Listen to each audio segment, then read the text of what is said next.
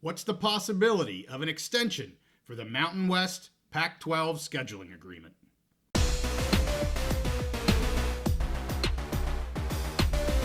Conference realignment and scheduling agreements are always in the news, so we're back on the Big Mountain. Hey, it's good to have you back on the mountain. I am JY. This is my good friend Steve. I want to dive a little deeper into the Pac-12 Mountain West scheduling agreement because there's an important date coming up here in a few days, and that is September 1st, which is the option to extend this agreement as is. I've been doing some Xting on X about this, and I wanted to put it into an episode. We did talk a little bit about this on a live episode about a week ago, but want to lay this some out. I don't think it's quite as cut and dry as just saying, yeah, we're going to extend, and I want to kind of get into why. I mean, we did hear back about a month and a half ago from both Commissioner Navarez with the Mountain West and Commissioner Gould with the PAC that they both had mutual interest in making an extension or continuing this agreement into 2025. As of right now, nothing has really materialized. And really, it's been crickets since then. There hasn't been a lot coming out about where this is at. Again, the existing agreement has a term of August 1st, 2025. So without an extension, this ends August 1st, 2025.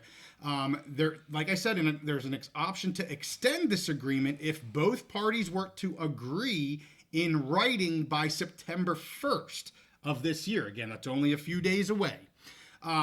If they did extend that August 1st, 25 date would move to August 1st, 26.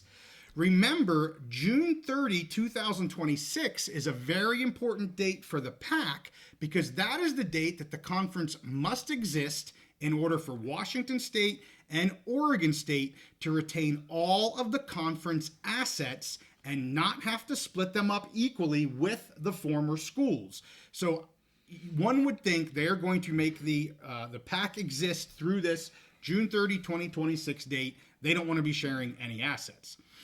So what could be the holdup on this extension? Why now are we sitting only a few days from this extension expiring, or the option to extend expiring? Again, I want to go over just a few reasons why I believe, maybe it's not quite as easy as just saying like, yep, we extend, because there's some things at play here.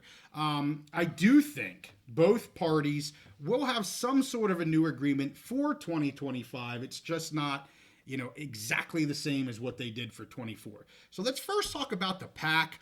The PAC has more time to look at their options now, and they have been doing that. You heard Gould state that they're turning over as many stones as possible, looking at all the options that they have. They didn't really have that type of time back in early 2024, earlier this year. They had to figure things out, and they had to figure things out really fast, in which they did that. That's not necessarily the case anymore for the PAC. That does just give them more time to think about their decisions for 25 and beyond.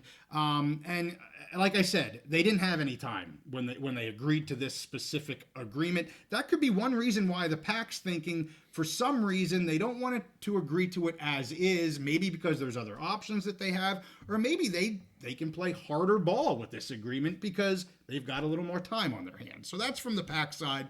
Let's talk about the Mountain West. As we know, they protected themselves with this withdrawal fee period, or what I have been calling the poaching penalty. The poaching penalty that the PAC would have to pay if they were to poach any one up to 11 schools within the Mountain West. Under the current agreement, this poaching penalty runs through August 1st of 2027. That's 2 years after the term of this current agreement ends. If the contract were to be extended, this poaching penalty or this withdrawal fee period would also get extended another year. That would go to August 1st of 28. That's huge protection for the Mountain West, especially when, again, a year ago, maybe not a year ago, earlier this year, there were this talk, a lot of rumors about a rebuild. They're going to rebuild. What are we going to do? What are our choices? So the Mountain West had to have this in here, and they got it. The third thing I want to talk about is 2025 games already on the books. So the Beavers currently have 6 to 7 games on the books for 2025, their football schedule. That's if you include the Washington State game and an FCS Portland State game. Now, of course, they could say, hey, we don't want FCS. We're going to cancel that game. Okay, they could, but as of right now, they do have 7 potential games on the books for next year. The Cougs have 6 games on the books for next year. The existing agreement is for 12 total games. So this year in 24, the Beavs get 6, the Cougs get 6. That was easier for the Mountain West. Easier. I think the Mountain West schedulers would not like me saying it was easy, but easier because all they had to do was take one game out of every Mountain West team and make it a non-conference game against the Beavs and the Cougs. So now this year it's a 7-1 model. They would have had 8 conference games. They have 7 plus that 1 because of this scheduling agreement.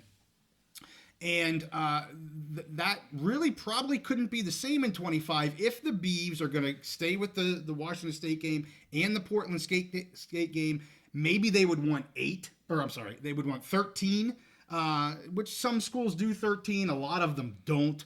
I would think the Beavs probably don't want 13. So why would they sign on to another agreement that would give them a 13th game unless they went back and said, yeah, no, we're not going to take that game, Portland State as an example. Again, it's an option, but it's not quite as cut and dry for the Pac moving into 2025. Obviously, the Mountain West, it makes it way more difficult for them. Like the 7-1, it's 12 games, it's 7-1, really easy. If the Pac comes back and just says, hey, we only want 4 or 5 games each, well, that's not a 7-1 model because you're only giving them 8 to 10 games. So what does that mean for the other 4 conference games for the Mountain West? It's not as easy as just taking one game away.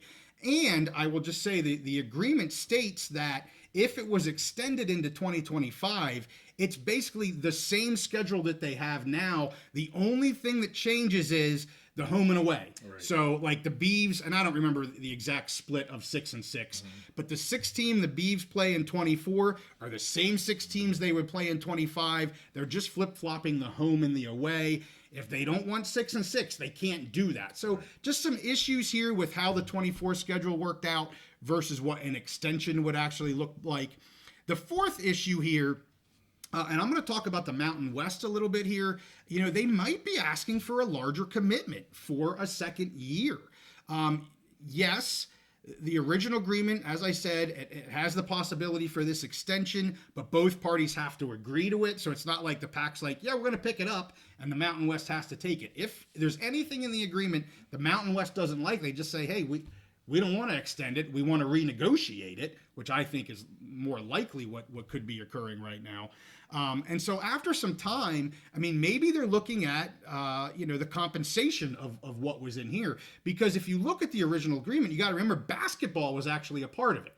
They didn't know at the time whether or not they were going to accept basketball, but it was a part of the agreement. They ended up going with the WCC. But I wanted to break down this agreement again because the Mountain West could be like, we need more money here. Like we thought we were getting the basketball. You ended up not going in that direction. So what they had in this was 4 different payments. They had a $1 million administrative fee that each school had to pay. So the Mountain West got $2 million for their admin fee.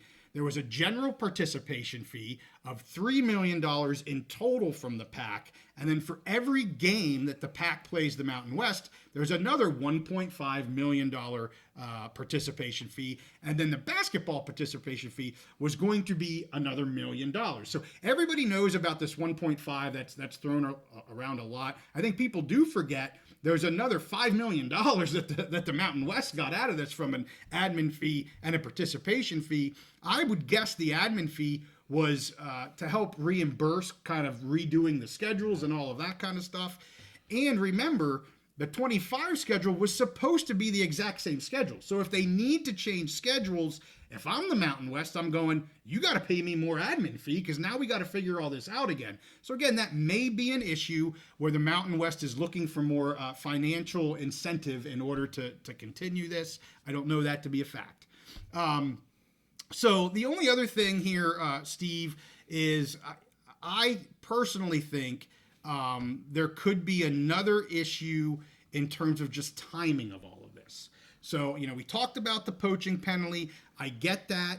Could there be talk where the Mountain West goes, hey, yeah, we protected ourselves in this first year. At this point, you're going to see where we're at, and we don't need a poaching penalty anymore. If you're interested in us, there needs to be a full merger, or maybe you need to join the Mountain West. Maybe they're just no longer interested in helping the Pac-12 anymore without saying, hey, if you like it so much and we're helping you and this partnership's going to work out, then let's do it. Let's just become a full member. I don't know if they're there yet. That might be a step a bit too far. I've kind of gone from the more likely to maybe the less likely issues here, but that could certainly be a part of it. I mean, if the presidents are telling the commissioner, hey, they gotta, crap or get off the pot, maybe she's hard and cold on, or hard set on, all right, this is where I'm at. You either need to take it all, or, at this point, we're just not interested anymore. That's pretty harsh. I'm not sure that they're there. As I said, Steve, I think there will be a continuation of some sort of degree regarding a 25 settlement agreement. I just don't think it happens with this extension right now. Those are my ideas. What are your thoughts? Yeah, I think, well, first of all, I think you did a lot of research into this and put a lot of thought, and you're breaking down a lot of, you're giving facts and details and breaking down, a perspective from both sides, which I think is great. At the end of the day, I do think either whether they extend this, and we may not hear anything until 5 o'clock on September 1st, where they put a public relations announcement out. Or like you said, we may come to September 1st and not hear anything. Mm-hmm. And then 3 weeks into the season here, they negotiated a new settlement with some changes. Like you mentioned some possible changes that both sides might be looking for. Yes. Again, I think you put a lot of good thought into this. I think you bring up a lot of really good points. I think both sides are going to continue to look out for themselves. They're gonna look out for their own best interest. The Commissioner Navarro and the Mountain West presidents are going to look out for the Mountain West. Yep. And over on the Pac, the remaining two, they're going to look out for their best interests. But I'm still of the impression that the best interests for both sides are going to end up being mutually beneficial, to where we see an extension and eventually some kind of a merger. I'm super excited about how the scheduling agreement is actually going to work this year. The games, I think, are going to be really fun, really exciting. I think both sides are going to really get comfortable. Like, yeah, this is working. This is good. This gives us some really good high profile games that are getting us, on the news, on TV, all that kind of stuff, getting us some national attention. So I think as we move forward and actually start playing the games, and because you make a great point about, okay, we're that September 1st deadline. That's an important deadline, but at the same time, we haven't even started to play the games yet. Right. And I think that to me is going to be a big point. So whether they extend by September 1st or they wait a little bit later and renegotiate some things, I think that the mutual interest, the best interests for each are going to align into mutual interests. And we're going to see some kind of a scheduling agreement for next year. I agree. I think the mutual interest is still there. I just think because of, like I said, the several reasons I pointed out, I just think a renegotiation, if you want to call it that, a new agreement, right? Not a renegotiate. A new agreement is most likely to happen here just because of some of the numbers that I mentioned, the number of games, the financial aspect, all that kind of stuff. The only other thing I want to end this with is I watched the SMU Nevada game, and Gloria Nevarez was there, and they interviewed her, which is awesome. She had her woolly hat on with the wolf pack and everything. And there was an answer to one of her questions really kind of made me sit back in my chair. And I want to hear if any of our Mountain West fans heard her interview and her response to this. And maybe I just took it the wrong way. But I don't remember the specific question, but the reporter asked something along the lines of, how's the Mountain West doing right now? What is, do you feel like you're in a good place? You're strong? Something along that line. And her response, part of her response was about, we were able to maintain our membership. Is pretty much how she said it. We were, things are good. We've been able to maintain our membership. And I kind of sat back and I kind of took that like, wow, was it really close to not happening? Like maybe I'm reading too much into that quote from her. It just was interesting to me that she would answer in that way. Like, well, we were able to maintain our membership. I went, holy cow, maybe they were really close to losing members. I don't know. It really struck me as the way she answered that question. Well, if you look at the landscape of college football since what, it's 2 years ago now, where USC and UCLA announced they were going to the Big Ten. Yeah. Look at all the changes that have happened, Yeah. and basically all of the movement in the P4, P5, whatever, has been backfilled by G5. Yeah. Moving up and taking their place. And at the beginning of that, you had San Diego State was arguably like the biggest target. They were, yeah, G5 target for moving up, and they kept them. That some of that was the pack falling apart. I get what she's saying. I mean, it's a win. Like, a lot of other G5s are getting poached, and the Mountain West has been able to stay intact. And it's not because nobody wanted their teams. Right. Because San Diego State, there was nobody that was more. I mean, that team, what they've done in March Madness, and just their profile, their market, they were in demand. And then you have programs like Boise and Fresno and different things. So to me, I take her comment as she's spot on. That's a great point. I took it negatively, not negatively. I took it as a ruh-roh. Yeah. But maybe it was the play on, look at all the other craziness ongoing right now in the world of college football, and we're just sitting pretty up here on the peak of the mountain. Yes. I mean, that's a nice spin to that. And the way she said it, that absolutely could have been what she meant. Like, in a very nice kind of way. Yeah. Like, hey, we're doing really good. We kept all of our members. Yeah. That's not the type of person she is. She doesn't do that sort of thing. But that may have been more of the reasoning she mentioned that. That's a good point. That's why I bring it up, Steve, because you're a smart guy. Good conversation. Yeah. So anyway, hey, we thank you guys for watching this episode. We're going to stay on all things Mountain West and PAC scheduling agreement whenever something actually comes out. But with that, we are into the college football season. We pick games every Wednesday night live, 8:30 Eastern, 5:30 Pacific.